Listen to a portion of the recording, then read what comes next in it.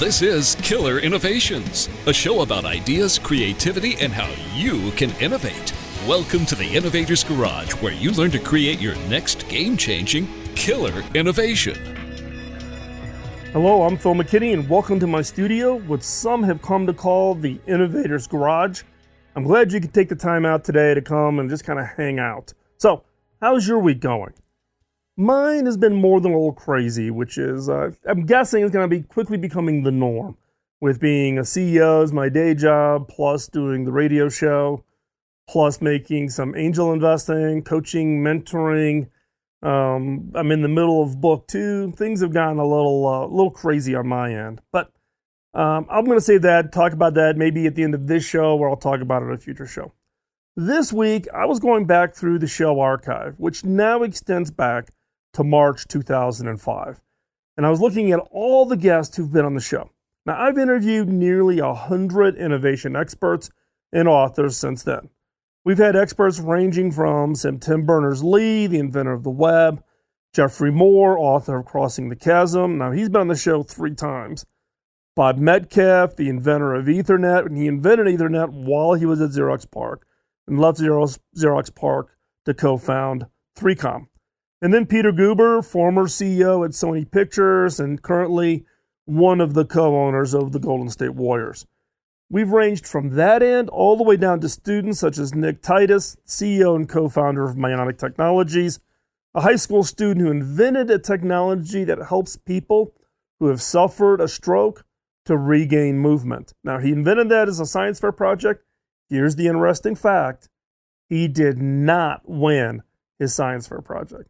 But him and his buddies, they're taking a gap year from school, now working on commercializing this technology. Now, beyond those I've interviewed, I've also had a chance to spend extensive time with others on their innovation projects, including helping Elon Musk on that large display that's in the Tesla dashboard. His team and I met with Elon a couple of times as we worked through coaching or guiding them a little bit about how to manufacture that so it can withstand all the stresses and strains of being a big piece of glass inside of an automobile. Jimmy Iovine, co-founder of Interscope Records and chairman of Interscope, Geffen, A&M, working with Jimmy on Beats and the Beats headphones and taking the Beats technologies and bringing that there to the consumer electronics devices, such as laptops and other devices. And we also put it into handsets and mobile phones. And then working with Will.I.Am from the Black Eyed Peas, brainstorming. Will's had this crazy idea, still has this crazy idea of how to recreate the live music experience. Now, when I look across everybody that I've interviewed and all of these great and incredibly smart people that I've worked with or helped giving them advice or answer their questions, is there a common trait of attributes, or what some people would maybe call them obsessions, across them? Is there some commonality across this list of people? And my answer is yes. Yes. Now, when I think what makes these people highly creative, I would boil them down to having these common, I'm going to call them obsessions or attributes. So we're going to go through that. That's the topic for today's show. Number 1 attribute for the most innovative people I know, people I've interviewed, people I've worked with. Number 1 is curiosity, being naturally curious. Now, how do I know when people are curious? They ask really great questions. They're using questions to really tap in and discover more. They're never satisfied. They're never satisfied with what they read online or satisfied with the first answer they get. They want to dig. They're looking for that nugget behind the problem, that nugget behind the idea, or the nugget behind some change or trend or something that's emerging. But why are questions such a great indicator? Because it's hard to tell if someone's just naturally curious. It's kind of a silent activity. They read a lot, maybe they have their headphones in, listening to audiobooks. The indication to me that someone is highly curious is in the questions, the number of questions and how good the questions are. And questions are great because they let you get beyond the obvious. They let you dig. They let you pull other people in to collect their perspectives, their thoughts, and their expertise. Now, as part of curiosity, they also don't let experience or habits cloud them. They don't get hung up on, well, we've always done it this way, or I learned it this way in school, or these are the best practices that we've always used in XYZ industry. And so therefore, they're willing to not let history, past, habits, approaches get in the way. Now, a lot of them also, change the way how they define this commonality. They don't look at things in the way we normally look at it. They're willing to flip things on their head, look at them in a completely different way. And it really steps up this ability to kind of see with fresh eyes. Naturally curious people just have this inherent ability to see with fresh eyes. Eyes that aren't clouded by history, perspectives, education, previous jobs, previous bosses. They look at everything with fresh eyes, and they're never satisfied. So, curiosity, number one.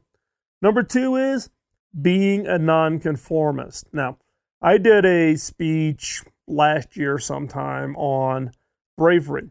And if you've listened to that, I'm just going to give you just a quick 10-second highlight of it. The concept of the speech is that the opposite of bravery is not cowardice.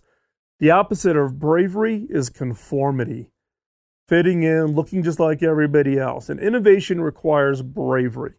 Being a nonconformist, you could use the term bravery in place of that, are people who aren't looking to be like everybody else. They know that they're different. They know that the way they look at things are different. They are hard to categorize. You can't put them into a bucket and treat them like everybody else. In fact, some of them you would actually say are a little eccentric, a little strange, maybe even a little weird. Look, I worked with Jimmy Iovine for probably over 2.5 years on the Beats effort. When Beats was being worked on, I was either down in LA at Jimmy's office or he was up in Silicon Valley. And all that time, I never saw Jimmy without his baseball cap. Never. I've never seen him live and in person without his baseball cap. I have to go to Google and do a Google search to find some photos of him when, in a rare occasion, he does not have his baseball cap on. Now, do you have that as weird? No. Jimmy is incredibly smart, incredibly intuitive. He's the person who found, Will.I.Am, who found Lady Gaga. So he's able to kind of really sense where the trends are going in the music industry and just put that together so nicely. Now, Elon, I've had a number of meetings with Elon in his offices at Tesla. And every time I've had a meeting, he's multitasking. I walked in one time in an early meeting. We were talking about the big display in the dash of the Tesla. And on the conference room table in his office was the entire wiring harness for one of their vehicles. And he sat there. We had a very intense conversation. At the same time, he was totally debugging the wiring harness. I was totally amazed. And I jokingly tell people that after every meeting I ever had with Elon, I had to go home and take a nap because it was just mentally draining to try to keep up with him. People who are highly creative, highly innovative, have this characteristic, this attribute about being a nonconformist. They don't care. They're not focused on what other people think. They are focused on the idea, the opportunity. They carve their own path. And they don't do things in the traditional way.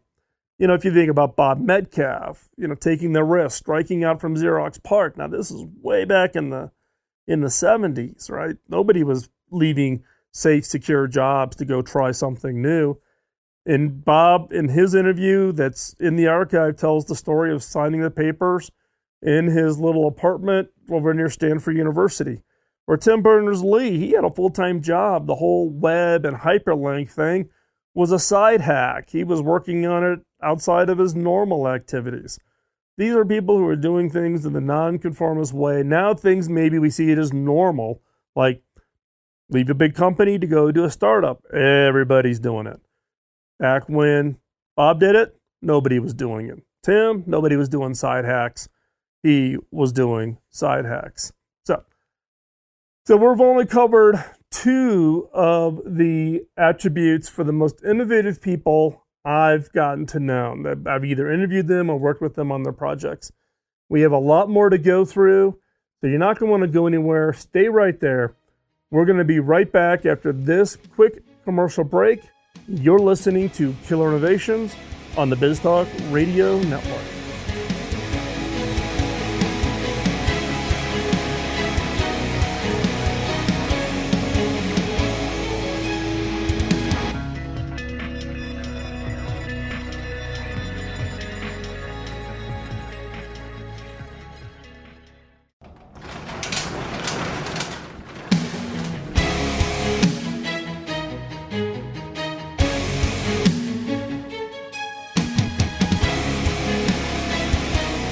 This is Killer Innovations, a show about ideas, creativity, and how you can innovate.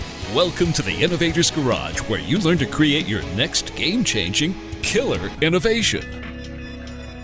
This episode of Killer Innovations is brought to you by Zoom. Zoom is a tool we use each and every day. Connect with my team scattered around the world to bring guests into the studio. That's how we do the interviews with the guest. Zoom is a tool that brings happy back to collaboration. In the past, collaboration technologies, or at least I found collaboration technologies to be a real challenge. Zoom changes all of that. With great video, great audio, and instant sharing and the ability to collaborate with large teams scattered out all over, it has transformed how businesses work. So check it out. Zoom is making available a free account. You can collaborate with up to 50 people, 50. So check them out over at killerinnovations.com/Zoom. That's all you need, killerinnovations.com/Zoom to get your free account and check it out. Try that first collaboration, and trust me, you will be hooked. Now, continue on in our conversation about the attributes of the most innovative people I've interviewed or that I've worked with them on their projects. We've covered the first 2. Number 3, chasing the new. One of the attributes or characteristics that I've seen of people that are very, very innovative is they're constantly looking at what is new. They're always up to date at what the latest thing is in their area. And they have the latest thing. They've got the latest phone. They buy the latest car. They're reading the most latest hip book that just came out, or they get a pre-release copy of it.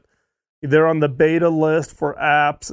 They have the latest thing. They just have this desire to see and experience. They're willing to break trail for the others. They're willing to be the guinea pigs. They're willing to be that experimenters. These are the people who, if you probably picked up their phone and looked at the number of apps they had on their phone, it's 2x to 3x what everybody else has. Of course, though, probably 75% of them they don't use. But they've tried them. They've tried them all. They've tried every to-do list. They've tried every management tool trick. They've tried every little application that is something either helping them with their business or directly in the area that they're interested in. But they are these experimenters, and they are willing to suffer through being at that bleeding edge of whatever is that new thing. Now, they're willing to be those debuggers, and they don't see it as a negative. They don't see it as, oh, I'm trying out this new app, or I'm the first person to buy this phone, or the first year that this kind of a car has ever been shipping, I'll be the first one. They don't see it as a negative that there's going to be a problem. They see it really as just enhancing their education, keeping them sharp, keeping them on the edge of whatever that is coming next. Now, this chasing the new can also be a little bit of a problem, right?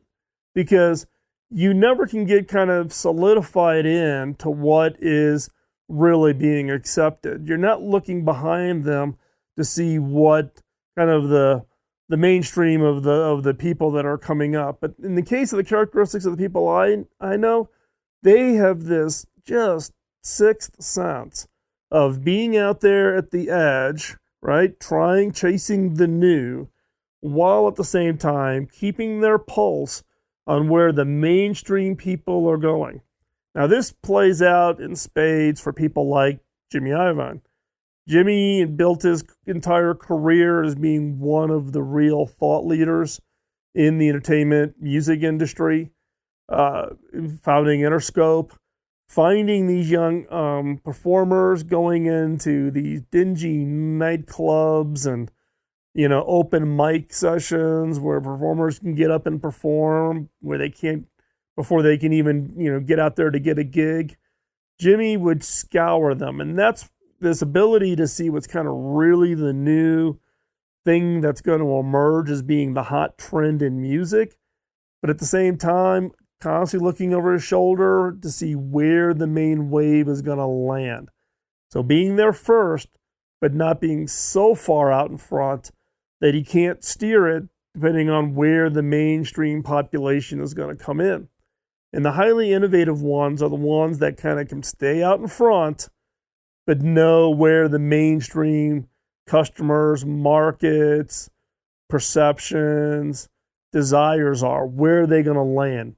And when you can get those two to land at the same time, that future view and the view of where people are going, you can get that to land in the same spot, magic happens. That is when you get breakaway successes, like in the case of Jimmy, Lady Gaga, or what Steve Jobs did with the iPhone, where the phone had been out there for a long time, but Steve pegged out where he thought the market was going to be, and then he made those adjustments as the mainstream caught up, and he had the patience to wait to bring the right product to the market at the right time, and magic happens. So it is about chasing the new, but the real innovation leaders have that ability to be looking at that future view, but yet at the same time, stay connected with what is going on.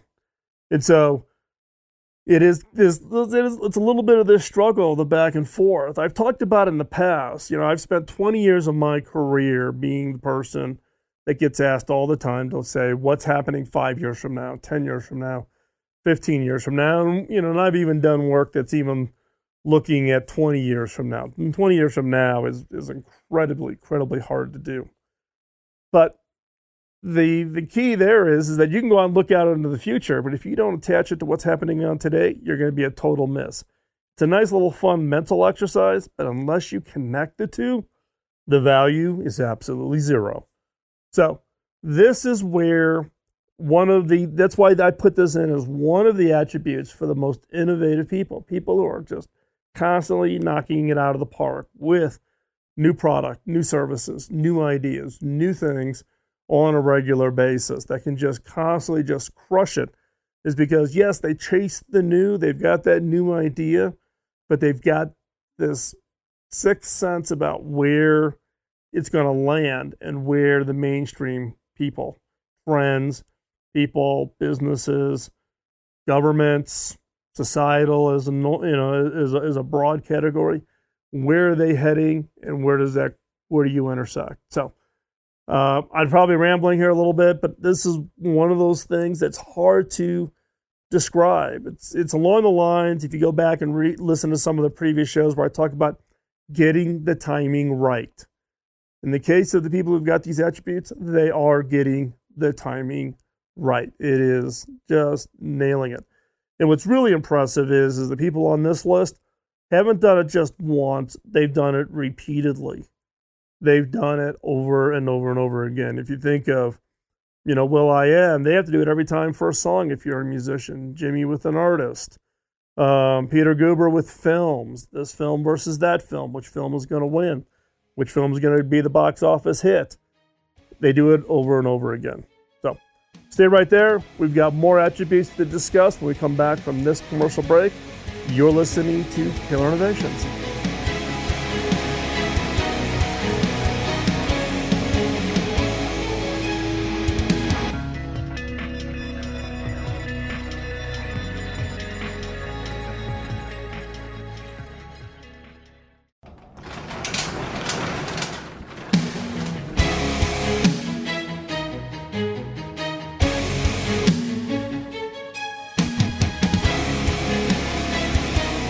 This is Killer Innovations, a show about ideas, creativity, and how you can innovate.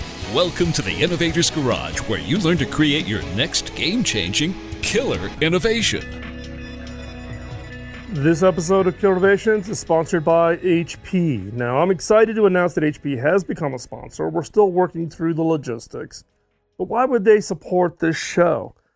I have a long history with HP, having formerly been the Chief Technology Officer at HP. But HP is aligned at looking at what is next, bringing forward the innovations and technologies to allow you and your organization to be more productive, more creative, and most importantly, with all the latest things happening, more secure. The level of security in the products coming out now is beyond imagined. So take a look at them. We will have more information as the sponsorship comes together, but I've been testing and working with and playing with some of the more recent products, and just to say I'm impressed is an understatement. So check them out.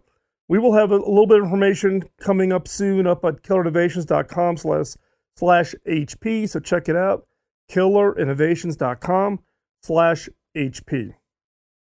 Now, continuing on in our conversation about those attributes or characteristics of the people that I have found to be most innovative and most creative. And let's start off this segment talking about one that I'm sure you will all agree with me on, and you've heard me talk about this before, is perseverance.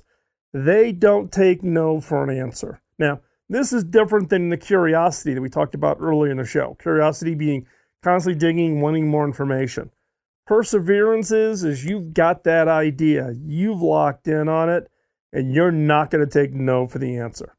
Now, for people who are highly innovative and highly creative, perseverance is really one of those core drivers. They don't give up.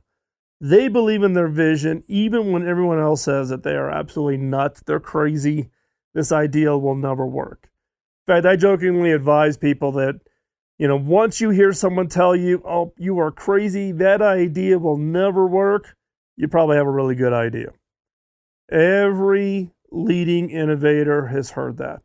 Everybody from Thomas Edison to Benjamin Franklin, Nikola Tesla, Albert Einstein, you go through the list. And everybody that's really done that breakthrough, game-changing, totally upsetting the apple cart with the way people thought certain industries or certain sciences were going to work or play out over time, when those individuals came in and totally turned it around, their ideas were categorized as crazy, it's never going to work. In some cases, people were identified as heretics. But it's through that perseverance, that not giving up. They don't know how to take no for an answer. No doesn't mean, oh, okay, I'm not going to go forward with it. No means I've got to go find a different way to go make this happen. They are really driven to see that idea that's rattling around in their head and have it become real.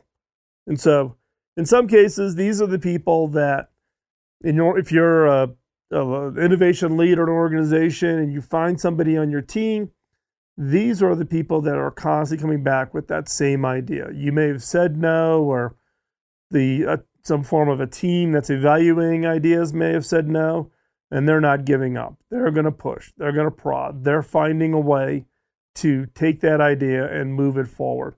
Take that feedback. They're going to go back. They're going to modify that idea. They're going to come back in. And again, these people can be, they're probably some of the more, maybe a little annoying people within your organization.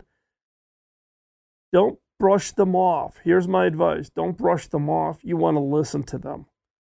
Now, if you are this person, if you view yourself as being that highly innovative, I'm also giving you a little bit of advice here too. Back off just a little bit. Perseverance, key core attribute for those that are highly innovative, but don't burn the bridge at the same time. You may need to find a completely different way, which may also mean leaving the organization that you're currently at. If you truly believe in that idea and that idea is going to be successful, and it's the idea that just really has grabbed your heart, go do it. But you may need to do it outside of the organization that you are currently a part of. So, perseverance. These are individuals who just don't know how to take no for an answer. If I look back on, the list of people that I have interviewed, over the years, whether that's, look at, Peter Guber. He started off, he built up his career at Sony Pictures. He was executive producer on a number of films. He got into professional sports with minor league baseball, but he knew he wanted to be in the sports area. Sports entertainment was really where his passion was at. And so, albeit he started in minor league baseball, he just constantly dug in. He was really pushing it. He was really going to drive some innovations, and he did some really creative things within the minor league teams that he owned at the time. And then he comes up and he gets an opportunity to buy in on the Golden State Warriors, and then he became part of the LA Dodgers ownership too. So he's fulfilled his dream. And it wasn't something that, okay, I'm going to do it in 6 months. If not, I'm going to go find off and do something else. He stayed with it for a very, very long period of time. Another attribute for people that I think are highly innovative, highly creative, when I look across the people that I'm close to and know and have worked side by side with, is being highly flexible. Highly flexible. It's rare that your original idea manifested in the way that you envisioned it. It's going to go through changes. The market changes. The timing changes. The technologies that are available to build your product changes. The ability to be flexible as things change and become very, very dynamic. These are people who can adjust. Now, this is a key combination with perseverance. A lot of people misinterpret perseverance as I'm going to lock in that one idea and that's the only thing I'm going to focus on.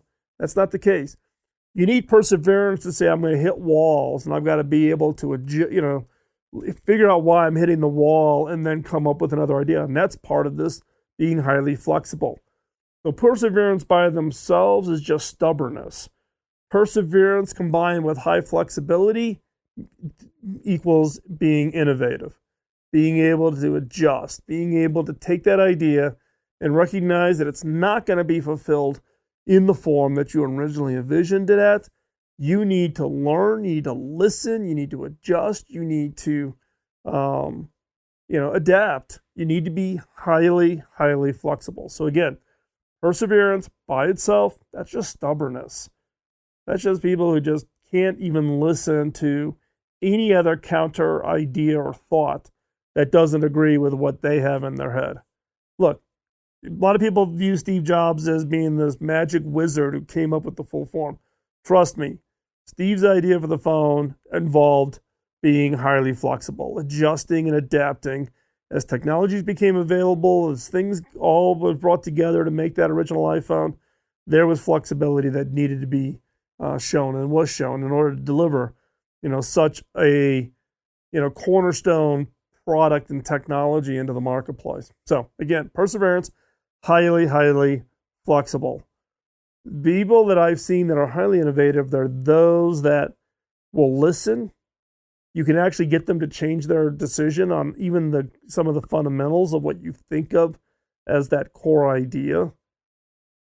The ultimate objective for them is to see this problem solved. How it gets solved, they're open to whatever inputs, any ideas, etc.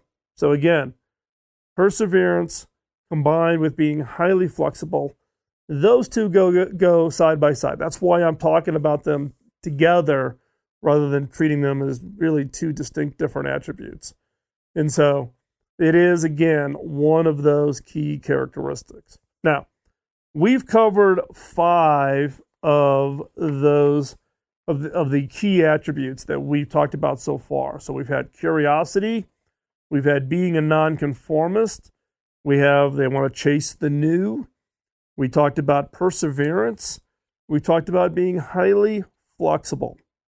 So we have one more core attribute that I think of when I think about people that I'm close to that I would classify as being highly, highly innovative, like Sir Tim Berners-Lee or Peter Guber or Elon Musk or Jimmy Iovine. So stay right there. When we come back in the last segment of the show, we're going to talk about this last core attribute, and then I'll wrap it all up and give you a little bit more background on why it was these particularly 6 attributes. So stay right there. We are going to be right back.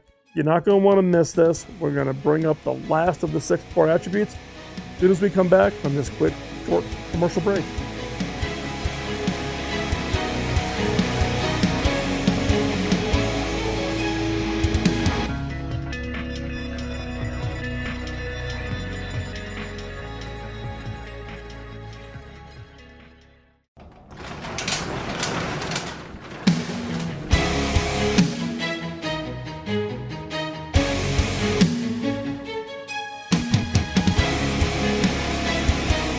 This is Killer Innovations, a show about ideas, creativity, and how you can innovate. Welcome to the Innovator's Garage, where you learn to create your next game-changing killer innovation. So we're talking about the 6 attributes of the most innovative people I know. So far we've covered curiosity, about being a nonconformist, chasing the new, perseverance, and being highly flexible. So what's number 6? Number 6 is these people take action. They don't wait around to complete analysis. They don't wait until they have perfect information. They don't wait until they have it all figured out. Look, Elon came up with Hyperloop, which is, putting this almost like a train inside of a tube and using the air and magnets to accelerate you through, being able to travel at incredibly high speeds. Elon didn't even have it all done, wasn't even sure he was going to even drive the business. He announced it and he shared all the information he had about it so that other entrepreneurs could actually then go build businesses around it, right? He didn't wait until it had it all done. They're still trying to figure out everything around Hyperloop. How's that going to work out? And there's a number of companies out there and they're holding competitions, and there was a student competition recently where colleges could actually design a Hyperloop car, stick it into the tube, and then test to see how it worked.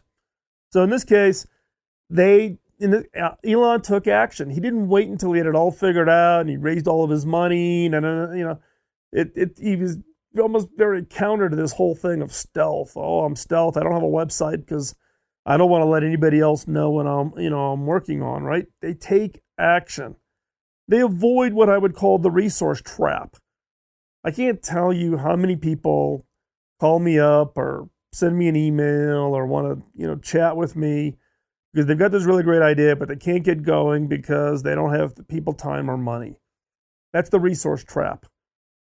If you look back across all the people that I've mentioned here so far, they started their careers with nothing. They didn't go raise big $1 billion or go to VCs and raise money. In fact, the trend now is not to go raise the money from the VCs. Go cheap, scrape your money, keep it underneath your control. Don't bring outside investors until you've launched, till you got revenue, and more importantly, if you can, make it all the way to profitability. But take action. Don't use excuses as to why. They find the ways to move now, and then they let other things catch up. They let the VCs catch up. They let the ecosystems of technologies that they need to ultimately deliver what it is to catch up, right? They don't wait. They take action. They lean towards moving rather than being stuck and hung up in analysis. And they have to take big bets in order to get moving, right? If you look at, you hear the story of Elon. Elon got a big payout as being one of the core team at PayPal. He put a bunch of money into Tesla. He put a bunch of money into SpaceX. In fact, all of his money, to the point where he had to borrow money to pay the rent that next month, after he put literally millions of dollars into Tesla and millions of dollars into SpaceX of the money that he got out of PayPal, which is everything. He was all in. He put every bit of his money into those 2 companies plus Solar City. He had to borrow money to pay rent. Those are innovators who are willing to step out and take action. They really believe at what they're doing. It goes back to the quote that I've shared many times. Ideas without execution are a hobby, and real innovators are not in the hobby business. Now, while we look at some of these, they may have magic superpowers, these innovators, there is these characteristics somewhat explains why they are successful. It comes down to doing what any of us can do. Any of these attributes, we can do them, right? There's nothing unique to them. Curiosity. Do you read a lot? Do you stay up?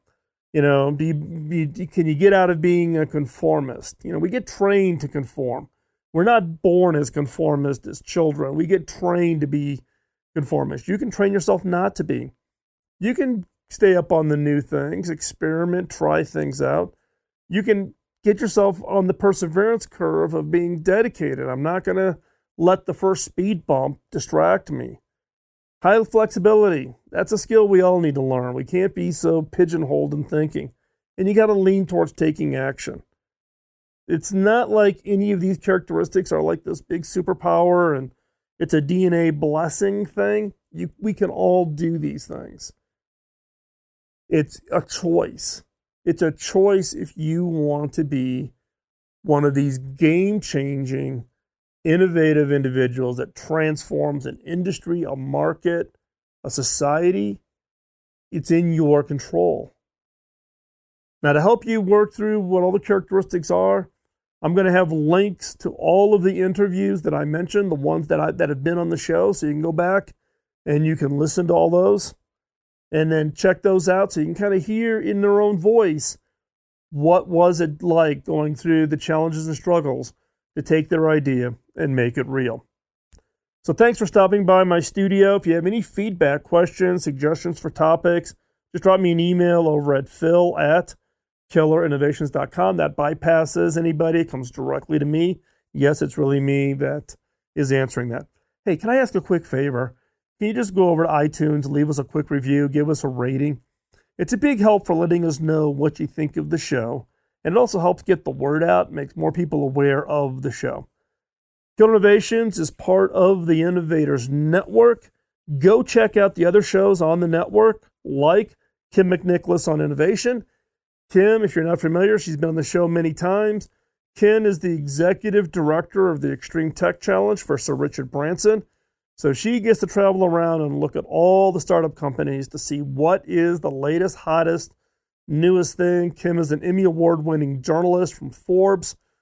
She ran Forbes Video for many, many years. Kim and I have been friends. She holds the record of having been on my show the most times, and I think I hold the record of being on her show the most times.